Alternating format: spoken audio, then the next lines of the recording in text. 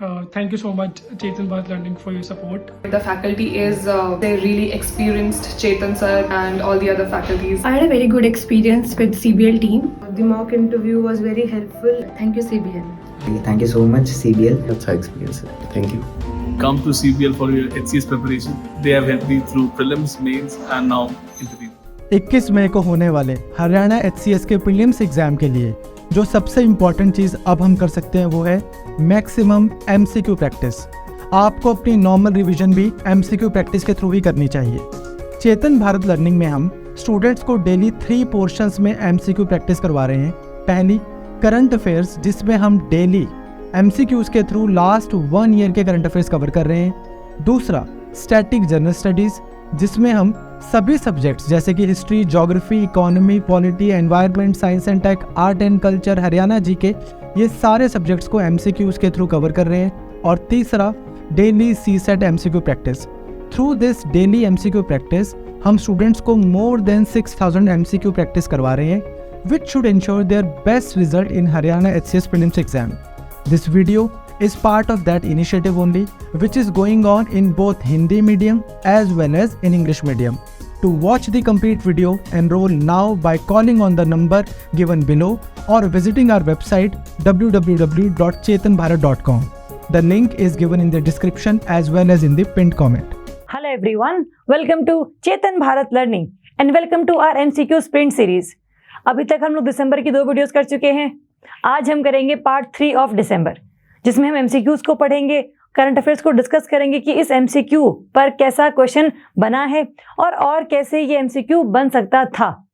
उन सब के बारे में बात करेंगे कि एक्चुअली अगर ऐसा नहीं भी क्वेश्चन आएगा पेपर में तो फिर कैसा आएगा, what can be the predictions. तो शुरू करते हैं आज part 3 of December 2022 without wasting any time. चलिए शुरू करेंगे। First question, consider the following statements regarding B-21 raider. Raider कह लीजिए, राइडर कह लीजिए, जैसा मन है वैसा आप इसको बोल सकते हैं। फर्स्ट ऑप्शन कहता है it is a military aircraft belong to USA। देखिए ये बेसिकली ना एक एयरक्राफ्ट है जो कि माना जा रहा है कि आज तक के इतिहास में ऐसा बॉम्बर एयरक्राफ्ट नहीं बना कि अगर ये जिस कंट्री के पास होगा, अगर वो किसी से वॉर में आ जाती है तो चांस ही नहीं है कि वो वो हार जाए, ऐसा हो ही नहीं सकता। तो इसलिए काफ़ी ज़्यादा न्यूज़ में था ये। और यस, ये मिलिट्री एयरक्राफ्ट है और ये USA को ही बिलोंग करता है। जैसे USA के पास अगर हम देखें तो नेवी में डिस्ट्रॉयर्स भी हैं, क्रूजर्स भी हैं, और यहाँ पर पूरे वर्ल्ड का सबसे जो एडवांस्ड एयरक्राफ्ट है वो इसके पास है इस टाइम पे। तो that is why USA is considered to be the super power, क्योंकि मिलिट्री बहुत ज़्यादा स्ट्रॉन्ग अभी धीरे धीरे USA अपनी कर रहा है। सेकेंड अगर हम देखें option, it is the world's most advanced bomber aircraft. देखिए ध्यान रखना थोड़ा सा कि बॉम्बर एयरक्राफ्ट लिखा है या बॉम्बर हेलीकॉप्टर लिखा है, दोनों में बहुत अंतर होता है। तो ध्यान से पढ़ना कि किस चीज़ के बारे में क्या चीज़ पूछी जा रही है। तो ये तो बात ठीक है, एयरक्राफ्ट ही है, इसमें कोई गलत नहीं है। लेकिन अगर एयरक्राफ्ट लिखा हो या आप कह लो कि एयरक्राफ्ट की जगह कुछ आपका हेलीकॉप्टर लिखा हो या कोई शिप लिखी हो, तो थोड़ा सा ध्यान से, थोड़ा सा दिमाग खोल के आपने सारे MCQ स्टेटमेंट्स को पढ़ना है। ठीक है, पूछा क्या है आप लोगों से इसमें? करेक्ट, तो फर्स्ट भी करेक्ट है, सेकंड भी करेक्ट है, तो आंसर क्या रहेगा आपका? C both 1 and 2। तो कंट्री का नाम पता हो, इस एयरक्राफ्ट का नाम पता हो और इसकी स्पेसिफिकेशन जो है वो आपको पता हो, the answer is option C।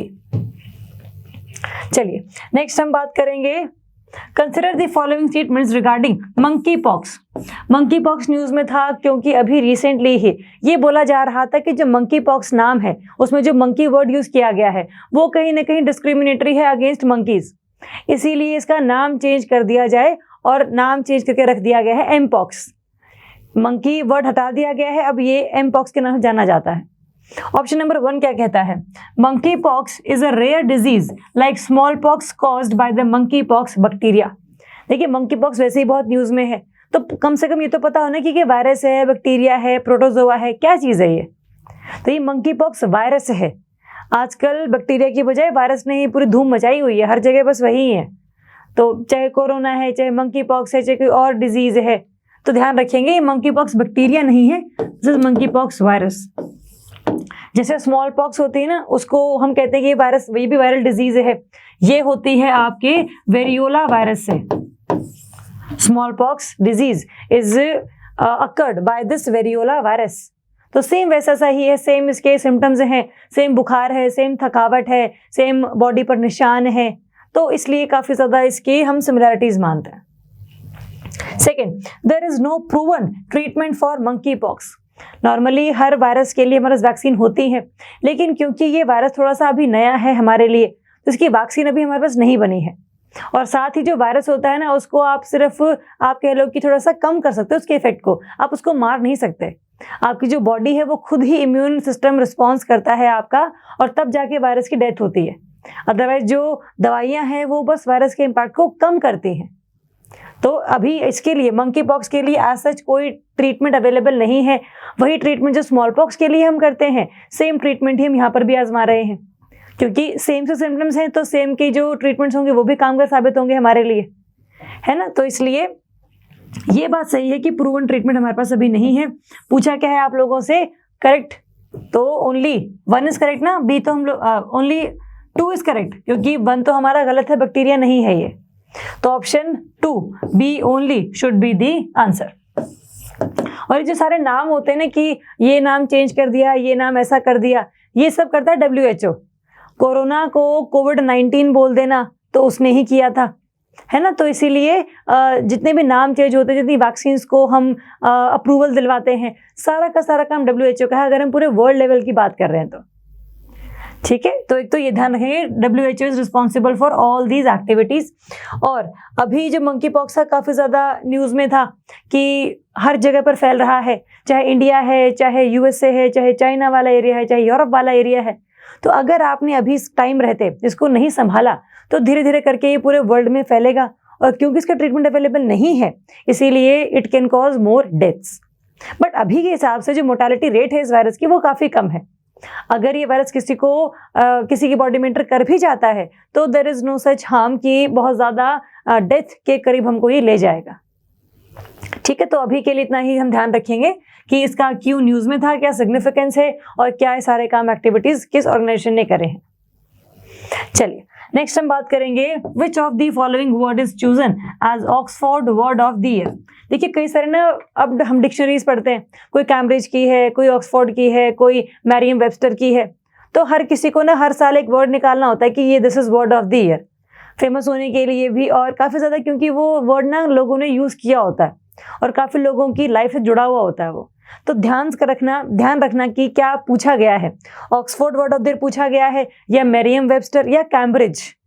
तीनों में अलग अलग नाम हैं, अलग अलग वर्ड्स हैं जो कि चूज किए गए हैं as word of the year. अगर मैं ऑक्सफोर्ड की बात करूं, gas lighting, goblin mode, both of the above या नन ऑफ द अबव। देखिए इसका जो आंसर है that is B, goblin mode. ये है आपका ऑक्सफोर्ड। देखिए ऑक्सफोर्ड में भी ओ है, गॉबलिन में भी 2 ओ हैं, गॉबलिन मोड। इस तरीके से याद कर सकते हैं मतलब आप। तो आंसर है आपका बी, गॉबलिन मोड।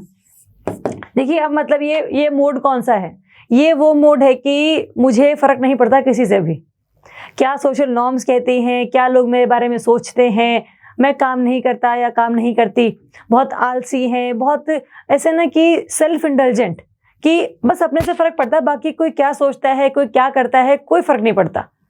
तो ये जो वर्ड है ना, काफ़ी लोगों ने अभी वोट किया है कि this should be the word of the year, क्योंकि ये जो मोड चल रहा है ना, ये काफ़ी ज़्यादा अब प्रिवेलेंट हमें देखने को मिल रहा है, तो इसीलिए इसको चूज़ किया गया है as the word of the year. ये ध्यान रखेंगे। दूसरा जो आपका ये वर्ड है गैस लाइटिंग, ये भी बहुत फेमस हुआ है, इसके ऊपर मूवी भी आ रही है अभी, तो नेटफ्लिक्स की सीरीज है वो भी आ रही है अभी। तो लेकिन ये वर्ड फेमस हुआ है तो हुआ क्यों है ये? तो गैस लाइटिंग क्या होता है ना कि ये एक ऐसा फिनोमेना है जहाँ पर ना आप किसी को ऐसे मैनिपुलेट करते हो कि वो पर्सन वैसा ही सोचने लग जाता है। फिर आप किसी को जैसे बार बार कोई चीज़ बोलते हैं कि आप में ये कमी है, आप में ये कमी है, आप में ये कमी है, हाइट में छोटे हैं, रंग में काले हैं, जो भी कमी आप लोगों को गिनाते हैं, लोगों को लगता है कि हाँ सच में हमारे अंदर ये कमियां हैं। तो जहाँ पर आप लोगों को ऐसे मैनिपुलेट करते हैं जिससे कि उसका कॉन्फिडेंस काफ़ी ज़्यादा ख़त्म हो जाता है, उससे हम कहते हैं गैस लाइटिंग। तो ये काफ़ी सारी जो कंपनीज हो गई, काफ़ी सारे जो आसपास के हमारे सुपीरियर लोग होते हैं वो ऐसा करने की कोशिश करते हैं। तो बचना है आपको इस चीज़ से, जैसे हैं वैसे बढ़िया हैं। तो गैस लाइटिंग इंपॉर्टेंट भी है पेपर के पर्सपेक्टिव से भी और वैसे लाइफ के पर्सपेक्टिव से भी।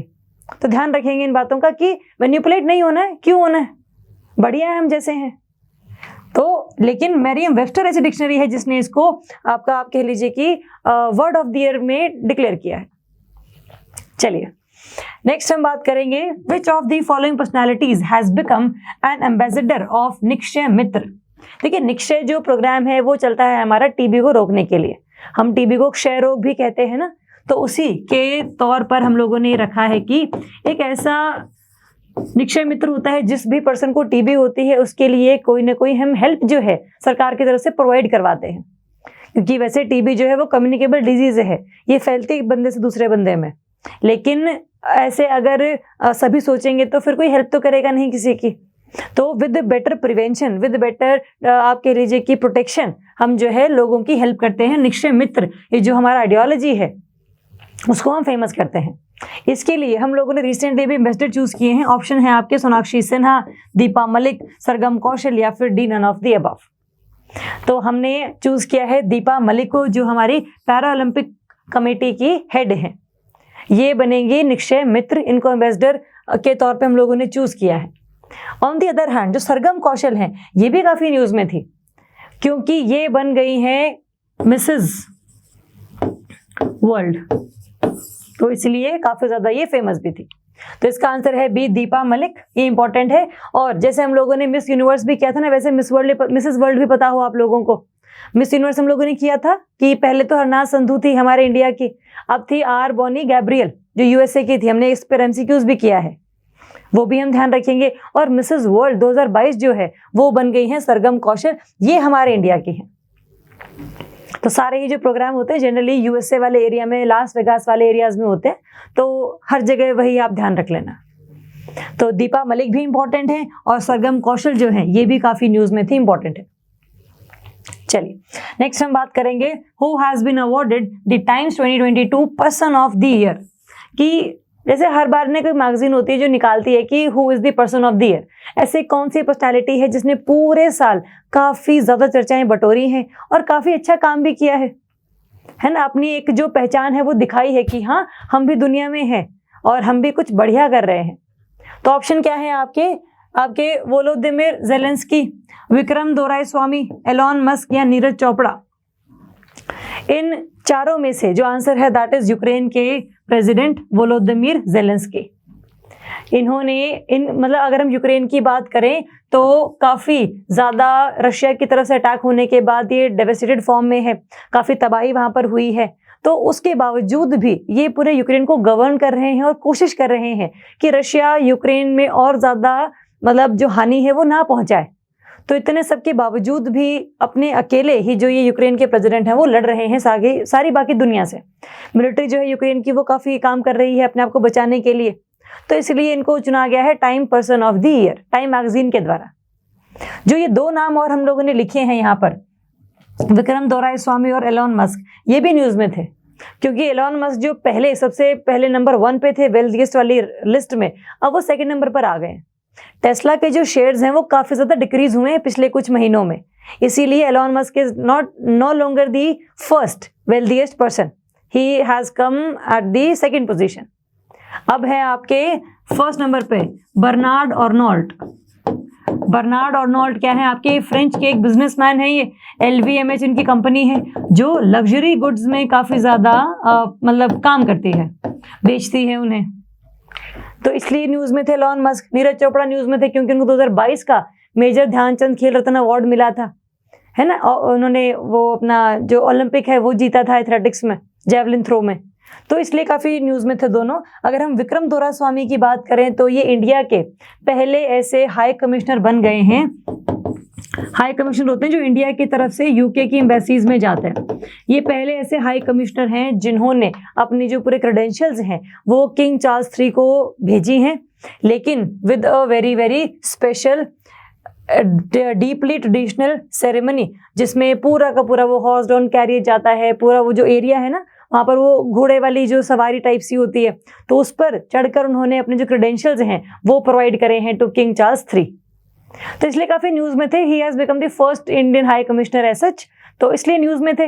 नाम पता हो, नीरज चोपड़ा का नाम पता है, उनकी स्पेसिफिकेशंस पता हो, और जो आपके एलन मस्क हैं उनका पता हो कि टेस्ला कंपनी के मालिक हैं, पहले सबसे नंबर 1 पर थे वेल्दिएस्ट वाली लिस्ट में, अब सेकेंड नंबर पर हैं। फर्स्ट कौन है वो हम लोगों ने देख लिया। तो थोड़ा सा जो भी इसके आसपास के बैकग्राउंड हैं उनको भी हल्का सा टच करते रहना, ताकि चीज़ें ऐसा ना हो कि बस यही पढ़ ली, इसको ही 4 बार पढ़ लिया तो चीज़ें ख़त्म हो गई। पढ़ने के लिए बहुत कुछ है।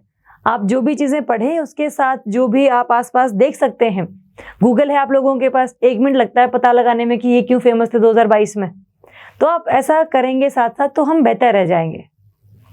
चलिए नेक्स्ट हम क्वेश्चन करेंगे, consider the following statements regarding 53rd international film festival of India. अभी रिसेंटली हर साल जो IFFI होता है, पहली बात तो ये इंपॉर्टेंट है, इसमें बेस्ट एक्टर बेस्ट एक्ट्रेस कौन बने हैं वो इंपॉर्टेंट है। फर्स्ट ऑप्शन कहता है it was conducted in Goa. देखिए गोवा में ही होता है जनरली, ये इस बार भी गोवा में ही हुआ है, तो this statement is correct. Second, golden peacock for best film was given to Spanish film I have electric dreams. देखिए इसमें जो अवार्ड मिलते हैं ना वो golden peacock, silver peacock, golden peacock for best actor, golden peacock for best actress and same one for silver peacock. तो ये सारे जो अवार्ड्स हैं ये मिलते हैं आपको इस IFFI के अंडर। जनरली ये हमेशा गोवा में ही होता है, इस बार भी गोवा में ही हुआ है। और ये बात भी सही है कि जो बेस्ट फिल्म मिली है वो है आपकी आई हैव इलेक्ट्रिक ड्रीम्स। और पूछा क्या है आप लोगों से, करेक्ट, तो दोनों ही करेक्ट है, तो आंसर क्या रहेगा आपका C, बोथ 1 and 2। ये इंपॉर्टेंट है।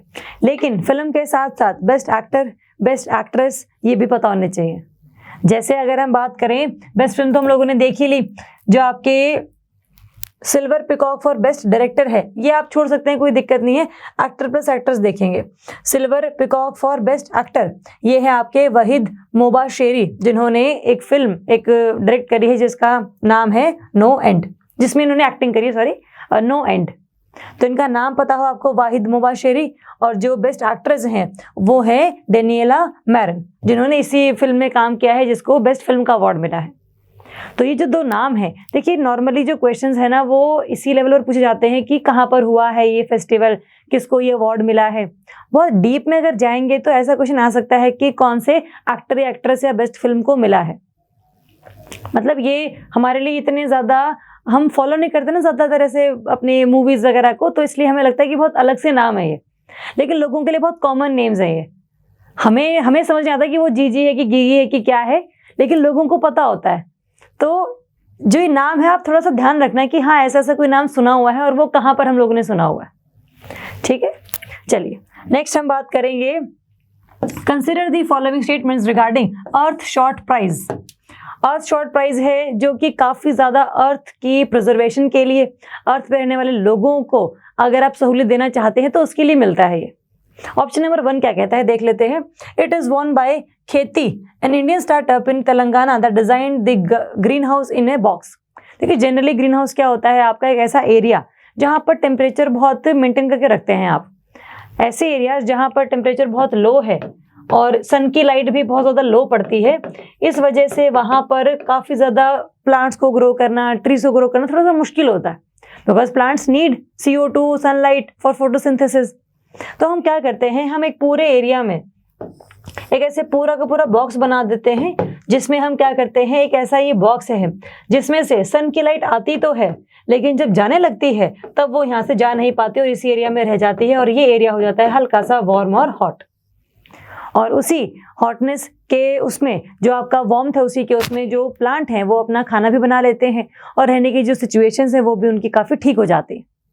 तो ये जो green house in a box है ये for the low income farmers के लिए बनाया गया है बाय दिस खेती स्टार्टअप कंपनी, क्योंकि इसको लगाना बड़ा इजी है, इसको इंस्टॉल करना बड़ा इजी है, इसीलिए इसको मिला है अर्थ शॉर्ट प्राइज। इनको 1 मिलियन पाउंड भी मिलते हैं अपने इस आइडिया को आगे और बढ़ाने के लिए। तो yes, this concept has won the Earthshot prize. Second option, the award is founded by prince William of UK। हाँ, ये बात सही है कि यही सारे जो है ये प्राइज देते हैं। ये एक ऐसा, ये भी रिसेंटली शुरू हुए हैं बेसिकली, कि ये भी सेकेंड एडिशन है, तो अभी जस्ट शुरू हुए हैं, सेकेंड ही हम लोगों को मिल गया है, तो काइंड ऑफ एन अचीवमेंट है ये। और वो भी ऐसी कंपनी के लिए, ऐसे स्टार्टअप के लिए जो तेलंगाना में बेस्ड है ना, तो काफ़ी ज़्यादा ये हमारे लिए एक अच्छी बात है, अचीवमेंट की बात है।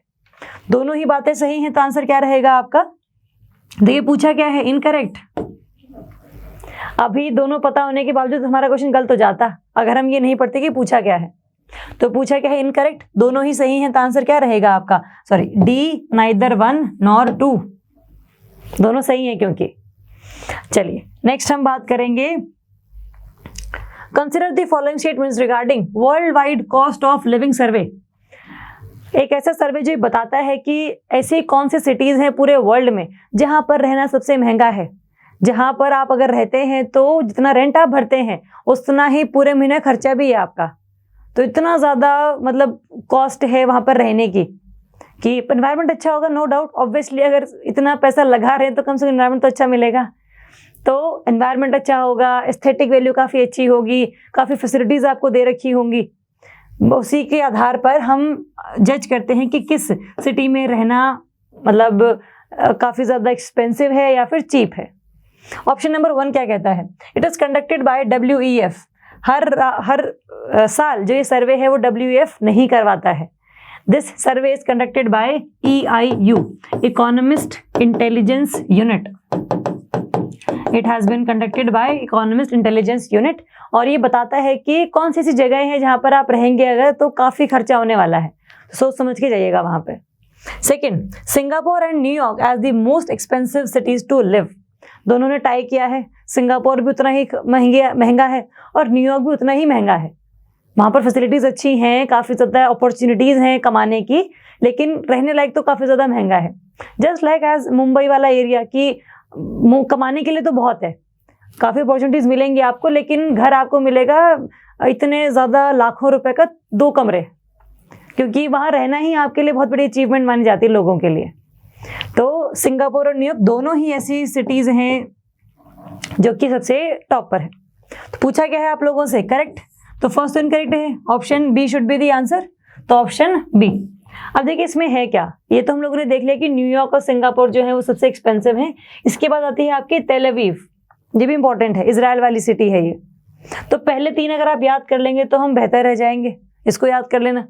लेकिन इसके साथ साथ ये पता होना चाहिए कि क्या कोई ऐसी सिटी है जो इंडिया वाली है और जहाँ पर रहना काफ़ी ज़्यादा महंगा है। तो इस पूरे सर्वे ने टोटल 172 कंट्रीज सिटीज़ को अभी मेजर किया था कि कैसा एक्सपेंसिव है कि चीप है। हमारे यहाँ पर 3 सिटीज़ ने इसमें रैंक हासिल किया है। 3 सिटीज़ हैं, एक आपका बेंगलोर है, एक चेन्नई है और एक अहमदाबाद है। 172 में से अहमदाबाद को मिला है 165 रैंक, चेन्नई को मिला है 164th रैंक और बेंगलोर को मिला है 161st रैंक। मतलब इंडिया में जो सबसे महंगी सिटीज़ चेन्नई, अहमदाबाद, बेंगलोर वाले जो एरियाज़ हैं जो महंगे माने जाते हैं, ट्रैफिक बहुत है, लोग रहते बहुत, IT इंडस्ट्री बूम कर रही है वहाँ पे, लेकिन फिर भी बाकियों के मुकाबले ही चीपर है। तो जो हमारा बहुत ज़्यादा आप कह लो कि महंगी चीज़ है, बाकियों के लिए चीप है, कोई मतलब ठीक है। तो तीनों ही जो सिटीज़ हैं ये आपने ध्यान रखनी है कि ये आप कह लीजिए कि टॉप बॉटम 10 में इंडिया की 3 सिटीज़ हैं। नाम ध्यान रखेंगे, रैंक ध्यान रखेंगे, टोटल नंबर ध्यान रखेंगे और सबसे ऊपर कौन है ये ध्यान रखेंगे और किसने लॉन्च किया है ये सर्वे उसके बारे में ध्यान देखेंगे। चलिए नेक्स्ट बात करते हैं, विच of the following is the largest active volcano in the world, कि अभी रिसेंटली इरप्ट हुआ इसीलिए काफ़ी न्यूज़ में था। ऑप्शन क्या है, माउंट मोना लोआ, माउंट सुमेरु, माउंट मोना की या नन ऑफ द अबव। मैंने आपको पहले भी बताया है कि हवाई पर जो वोल्केनोज हैं वो हैं हॉटस्पॉट्स की वजह से, और हॉटस्पॉट अभी हवाई आइलैंड के नीचे है, इसीलिए वहाँ पर ना बिग 5 ऐसे वोल्केनोज हैं जो आपको देखने को मिलते हैं, जिसमें से पूरे वर्ल्ड का जो सबसे लार्जेस्ट वोल्केनो है दैट इज मोना लोआ, रिसेंटली इरप्ट हुआ है अभी। ये है एक, दूसरा है इसमें बिग 5 में मोना की, माउंट सेमेरू तो इंडोनेशिया में है, वो तो हम बात ही नहीं कर रहे हैं अभी। थर्ड है इसमें आपका किलायुआ, ये है थर्ड। फोर्थ है आपका किलोहा और फिफ्थ है आपका हुआलालाई, ये आपका कोहाला है, sorry this is Kohala and fifth is Hualalai. तो ये 5 ऐसे बिग 5 वोल्केनोस है जो हवाई आइलैंड्स के पार्ट हैं। एग्जाम में क्वेश्चन आएगा क्योंकि ना बहुत वोल्केनोस इरप्ट हुए हैं इस एरिया में, बहुत ज़्यादा इरप्ट हुए हैं, इंडोनेशिया में भी, फिलीपाइंस में भी, हवाई में भी। तो वोल्केनो की लोकेशन के ऊपर एक क्वेश्चन जो है एक्सपेक्टेड है बहुत ज़्यादा। तो ध्यान रखेंगे कि कौन सा वोल्केनो कहाँ पर है, कब इरप्ट हुआ है, क्या उसके कॉन्सिक्वेंस थे, वो तो हम देख ही रहे हैं साथ साथ। चलिए, ऑप्शन क्या है आपका? Option A is the answer. चलिए नेक्स्ट बात करेंगे, consider the following statements regarding e sports. E sports अभी न्यूज में थे क्योंकि फर्स्ट ऑप्शन जो है कहता है आपका कि that E sports will be the part of regular games. This statement is correct. जैसे नॉर्मली हॉकी, फुटबॉल, क्रिकेट वगैरह हैं, वैसे ही ई स्पोर्ट्स भी आपका एक गेम माना जाएगा। तो दिस ऑप्शन इज करेक्ट। अभी प्रेसिडेंट के तरफ से इसके ऊपर साइन हो चुके हैं that yes E sports will be the part of these regular games. Second, MeitY will be the nodal agency for the online gaming. देखिए ई स्पोर्ट्स में ऑनलाइन गेमिंग भी आ जाएगा, तो मेटी होगा जो टेक्नोलॉजी वाला पार्ट संभालेगा। लेकिन एक्चुअल में इसके बाद जो ऑटोमेटिकली खुद ही जो एग्जीक्यूटिव मिनिस्ट्री है वो है आपकी स्पोर्ट्स मिनिस्ट्री। तो ध्यान रखेंगे, एक आपका नोडल एजेंसी है जो कि सारे काम करेगा, टेक्नोलॉजी देखेगा, इंफ्रास्ट्रक्चर देखेगा, लेकिन सही चल रहा है कि नहीं चल रहा है, और ये जो गेम चला है उसमें क्या धांधलेबाजी हुई है या नहीं हुई है, उसके लिए हम लोगों ने यूथ स्पोर्ट्स मिनिस्ट्री को एग्जीक्यूटिव एजेंसी बनाया है। ठीक है, तो ये बात तो सही कि सेकंड ऑप्शन आपका सही है। पूछा क्या है आप लोगों से? करेक्ट, दोनों ही करेक्ट हैं, तो आंसर क्या रहेगा आपका? सी, बोथ 1 and 2 इंपॉर्टेंट है। चलिए नेक्स्ट हम बात करेंगे, consider the following statements regarding human rights day. Hope you enjoyed this session. To watch the full video, enroll now by calling on the number given below or visiting our website www.chetanbharat.com or downloading our learning app Chetan Bharat Learning.